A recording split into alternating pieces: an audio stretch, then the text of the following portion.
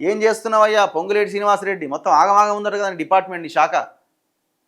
ఆయన ఎవరో అధికారట, ఉన్నతాధికారట, ఆర్డీఓలట, ఆయన చెప్తింటలేరని చెప్పి మీరు ఇంత పనుకున్నారని చెప్పి ఎంఆర్ఓలను తీసుకుపోయి వాళ్ళ పైన పెట్టిండట. డిఆర్ ఏంటది, డిస్ట్రిక్ట్ రెవెన్యూ ఆఫీసర్ అని, డిఆర్ఓ అని. వీళ్ళు అరే మేము సీనియర్లము మా జూనియర్లను తీసుకొచ్చి మా మీద పెట్టిర్రు అని వీళ్ళు దానికి ఏమైనా జీవో ఉందా ఏమైనా ఉందా అంటే ఏది లేదు. ఆయన అనుకున్నట్టు చేసిండు అంతే. నేరుగా డిఆర్ఓ కుర్చీలో తహసీల్దార్లను కూర్చోబెట్టిరట.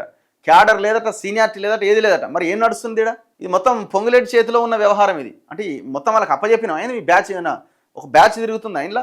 రెవెన్యూ డిపార్ట్మెంట్లో జరిగినంత అవినీతి ఇక నాకు తెలిసి టాప్లో ఉంటుంది అనమాట ఈ డిపార్ట్మెంట్. అందరూ రెవెన్యూ అధికారులు అంతా కరప్షన్కి ఎగబడతారని నేను అంటలేను, కానీ మిగతా అన్ని డిపార్ట్మెంట్స్తో పోలిస్తే ఇందులో ఎక్కువగా ఉంటుంది. ఇందులో ఉంటుంది, ఇరిగేషన్లో ఉంటుంది, ఇంకా చాలా డిపార్ట్మెంట్స్లో కరప్షన్ ఉంటుంది. ఇందులో చాలా విపరీతంగా ఉంటుంది.